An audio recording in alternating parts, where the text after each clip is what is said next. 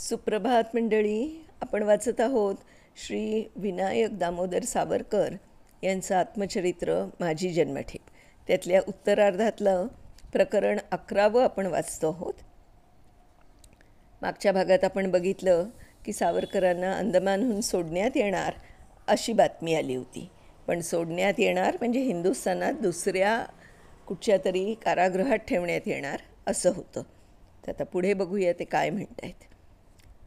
आम्ही पुस्तकांची बांधाबांध केली. त्यातील बरीच पुस्तकं त्या तत्रस्थ ग्रंथालयास दिली. पुष्कळशी तिथल्या बंदिवानात आणि स्वतंत्रात वाटून दिली. शेवटच्या दिवशी बाहेरची मंडळी या नाही त्या निमित्ताने सारखी भेटावयास येऊन जात होती. क्षणोक्षणी मला भीती वाटे की या दाटीचा खरा अर्थ समजून अधिकारी एखाद दुसऱ्यास जर धरतील तर या बिचाऱ्यांच्या पोटावर आपल्यासारखी पाय पडेल. पण त्या दिवशी जवळजवळ कोणी कोणास विचारी नसे झाले. त्या दिवसापुरती बंदिवानांनी अधिकाऱ्यांची भीती जवळजवळ धाब्यावर बसवली. अधिकाऱ्यांनीही अतिप्रसंग केला नाही. आम्ही नको नको म्हणता आणि आम्ही प्रत्यक्ष भेटणेस ज्यास अशक्य होत होते त्यांनी देखील भेट म्हणून फळे, फुले, मिठाई, सोड्याच्या बाटल्या, बिस्किटांचे डबे इत्यादी वस्तू कारागृहाच्या फाटकात पोचवण्याचा धडाका चालविला. दीन दरिद्री ते बंदिवान आणि स्वतंत्र लोक. काय ते 10-5 रुपयांचे महिन्याचे मिळतील त्यात संसार. पण भक्ती केवढी.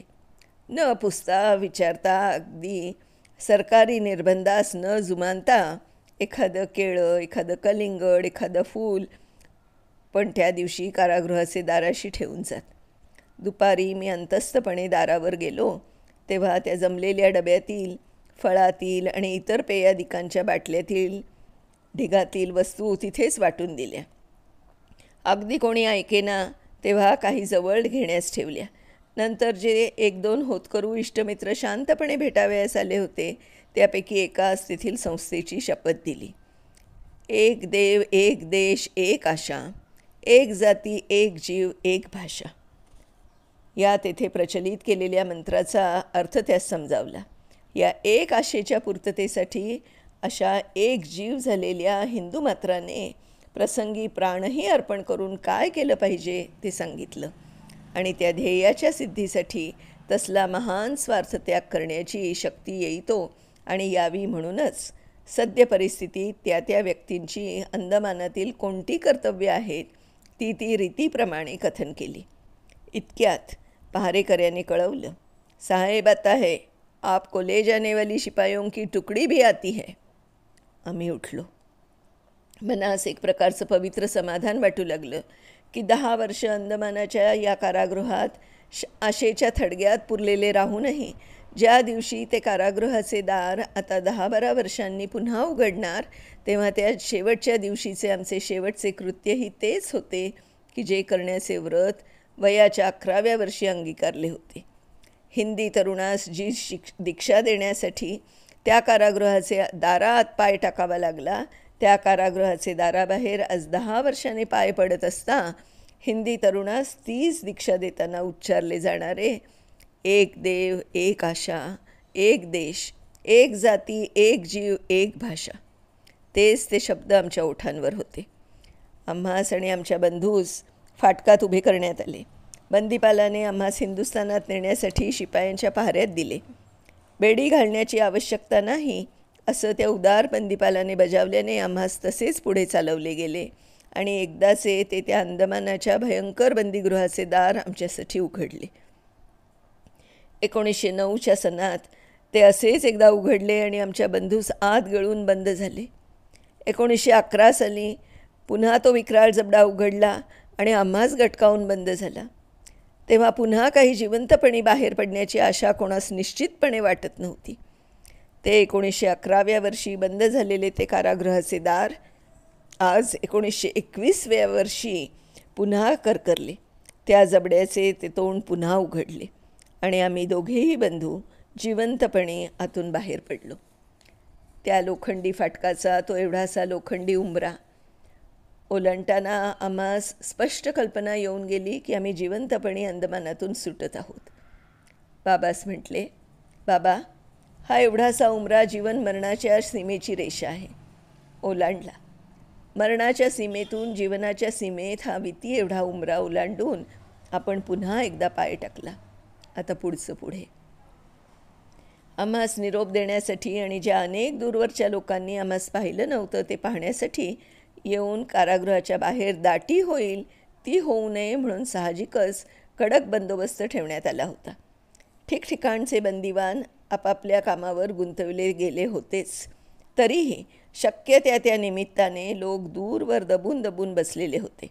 आम्ही शिपायांच्या पहाऱ्यात समुद्राकडे थोडेसे वाट चालू लागतो न लागतो तोच एक बंदी अधिकारी जमादारीचे कामावर असलेला आणि थोडेच दिवसात तिकिटावर सुटण्याचा अधिकार ज्यास मिळू शकता तो एकाएकी पुढे झाला आणि आम्हास पहाऱ्यात घालविताच शिपायादिकास न जुमानता एका चाफ्याच्या फुलांचा केलेला साध्या फुलमाळेस या सर्व बंदिवानांचे वतीने आमच्या गळ्यात घालता झाला.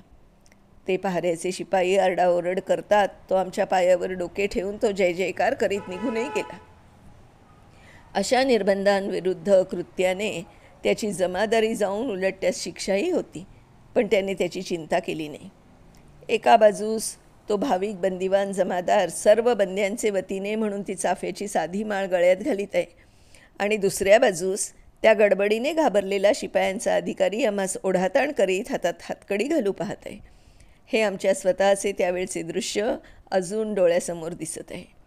शक्यतोवर लोकांमध्ये आमची स्मृती देखील उरू नये. आमच्या छायाचित्रास पुस्तकास आमच्या आठवणी सही घरात वजनात बाळगण्यास लोकांनी धजू नये. एतदर्थ तशा कृत्यास अपराधाप्रमाणे दंडनीय करून टाकणाऱ्या सरकारच्या 20 वर्षांच्या अव्याहत प्रयत्नाचा तो हातकडी घालण्यास ओढाताण करणारा सरकारी अधिकारी एक प्रतीक होतं. आणि तरीही आमच्या आठवणीस भक्तीने न विसरणाऱ्या आमच्या देशबांधवांच्या आम्हास यावत जीवन लाभलेल्या प्रेमळ आदराचे तो चाफ्याची माळ घालणारा बंदी अधिकारी हा दुसरं प्रतीक होतं. ज्या दोन शक्तींच्या परस्पर विरुद्ध आघात प्रत्याघातांचे हे आमचे जीवन प्रथमपासूनच एक रणक्षेत्र झालेलं आहे त्याचे ते दृश्य म्हणजे एक लाक्षणिक रेखाचित्र होतं. हा विचार बाबाच बोलून दाखवल्यावर शिवाय आम्हाला राहावेना. अंदमानात 10-12 वर्ष आम्ही दोघांनी केलेल्या त्या वसाहतीच्या उन्नत्यर्थ प्रयत्नांचा ती चाफ्याच्या फुलांची चोरून गुंफलेली साधी माळ हा खरोखर बहुमूल्य पुरस्कार होता. या प्रयत्नांचे श्रम हरण झाल्यासारखे वाटले. रत्नांच्या मालेहून त्या रानचाफ्याच्या फुलांची माळ अधिक प्रिय वाटली. ती गळ्यात पडताच दुरून उठलेल्या दबत्या टाळ्यांचा गजर तिच्यामध्ये किती प्रेमळ कृतज्ञता गुंफलेली होती ते प्रदर्शवित होता. मजविषयी लोकात अप्रीती आणि भय उत्पन्न करण्याच्या सरकारी आटोकाट प्रयत्नास ती चाफ्याच्या फुलांची साधी माळ हे अखंडनीय उत्तर होतं. आम्ही बोटीवर चढवले जाण्याच्या आधी किंचित वेळ आमच्या तेथील काही प्रमुख सहकाऱ्यांची अंतस्थपणे बोलण्याची संधी मिळाली. त्याचे हाती आम्ही सर्व बंदिवानास अंदमानातच राहा, शेती करा, आपसात लग्ने करून संतती वाढवा आणि त्या वसाहतीत हिंदू संस्कृतीचा होत चाललेला फैलाव एकसारखा वृद्धिंगत करा हा निरोप धाडला. इतरही कार्यक्रम आखून दिला. ज्या चढणीने 10 वर्षांपूर्वी बंदीशाळेकडे जाताना वाटले की परत जाताना या चढणीवरून उतरण्याचा या जन्मात प्रसंग येईल का, त्याच चढणीची उतरण होऊन आज आम्ही परत हिंदुस्थानास चाललो. तोच महाराजा जहाजाले. जहाज कलकत्त्यास जाणार. आम्ही वर चढलो. पोटात कसेसेच होऊ लागले. अंदमानमध्ये मिळत आलेली थोडी बहुत स्वतंत्रताही छिनावून घेऊन आम्हास पुन्हा अगदी शिक्षेच्या पहिल्या दिवशीच्या कडकपणात ढकलले जाणार हे स्पष्ट दिसण्यात आले. बोटीवर चढताच बंदिवानांकरता अगदी खालच्या तळाशी असलेल्या पिंजऱ्यात नेण्यात आले. याच पिंजऱ्यात 10 वर्षांपूर्वी येताना आम्हाला कोंबलेलं होतं. आठवणीसरशी शहारे आले. त्यात बाबा क्षयाने अगदी जर्जरीत आणि खोकल्याने ज्वरित झालेले. बाबांबरोबर पिंजऱ्याशी येताच पाहतो तो एक आणखी संकटदत्त म्हणून उभे राहिले. कारण त्या पिंजऱ्यात अगदी दाटीने आम्ही कोंडले गेलो तो वेड्यांनी भरलेला होता. अंदमानातील वेड्यांना हिंदुस्थानात परत धाडण्याचे होते ते सर्व त्याच जलयानाने धाडले होते. त्या पिंजऱ्यात त्या वेड्यांच्या मध्ये आम्हास कोंडले. ते शिव्या देत होते, कोणी रडत होते, कोणी स्वतःचा गळा दाबू पाहत होते. त्यांच्यावर वेडातूनच निभावलेला एक बंदिवान मुख्य अधिकारी केलेला होता. तो एकेकास धरधरून मारीत होता. जागा हलण्यासही नीटशी मिळेना. त्या ज्वराने पिडलेल्या आणि अशक्त झालेल्या माझ्या ज्येष्ठ बंधूंसह मला कोंबून दिले गेले. ते वेडे जे पाहत होते, बोलत होते, ते त्यांना तात्कालिक सत्यच वाटत होते. कोणास उंदराचा भास होऊन तो मोठमोठ्याने ओरडे, उंदीर माझे छातीवर चढत आहेत. कोणी आपणास जवळच शिव्या देत आहे असे भासून रात्री उठून एकाएकी शेजाऱ्याच्या उरावर बसून ठोसे लगावू लागत आहे. ओकाऱ्या आणि निजल्या जागीच झालेले रेस आणि त्यातच ते लोळत आहेत. आणि त्यांच्यात आम्ही जाऊन बसलो. मला क्षणभर वाटले, कोण वेडे? आमच्या इंद्रियास जे भास होतात तेच कशावरून खरे? क्वचित यांच्या इंद्रियास होणारे भासच खरे असतील. उभय पक्षी ही इंद्रियांचीच काय ती साक्ष? आणि कोणाचे इंद्रिय शुद्धीवर हे तरी कोणचे तरी इंद्रिय ठरवणार ना? त्यांच्यासारखी इंद्रिय त्या स्थितीतील सगळ्यास असती तर त्यांच्याप्रमाणे सगळ्यासच उंदीर दिसू लागते. आपण का खरे? क्वचित तेच खरे असून या रेचात आणि ओकाऱ्यात आपण बसलो आहोत हा आपल्या वेडाचा भास होत नसेल कशावरून? आपल्यासच वेड लागले नाही कशावरून? खरोखरच मनात अगदी धस्स झाले.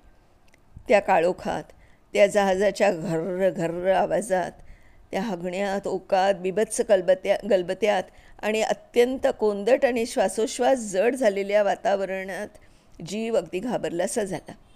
वारंवार वाटे, आपण हे तत्त्वज्ञानाचे विचार करीत आहोत की वेडाचा हा पहिला झटका आपणास पछाडीत आहे आणि इंद्रियास दिसत असलेल्या वस्तूंविषयी भ्रम उत्पन्न करीत आहे.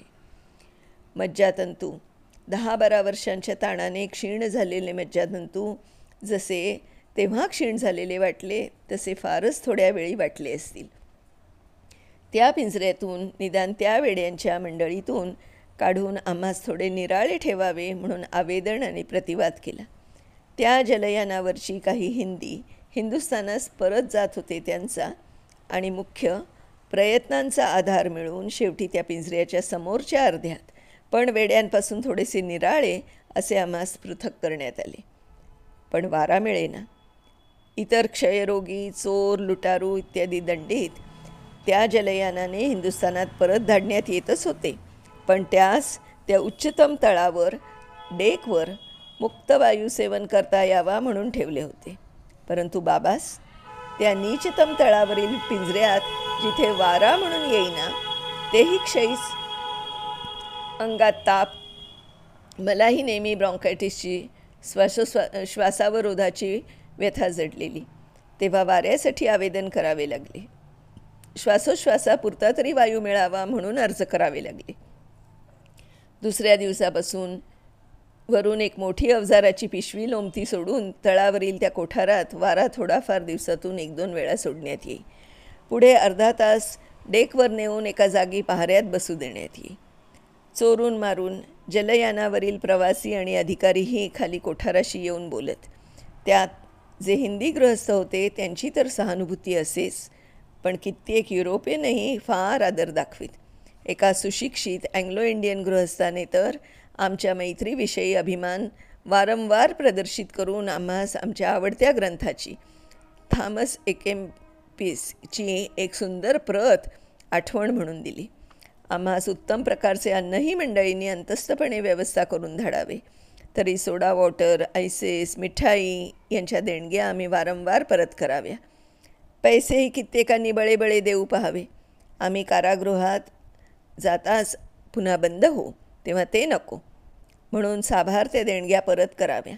आमच्या शेजारच्या वेड्या सहकष्टभोग्यास मिठाई वगैरे आली की देऊन टाकावी. मंडळी, याच्या पुढचा भाग आहे तो आपण उद्या वाचूया. तोपर्यंत बाय बाय.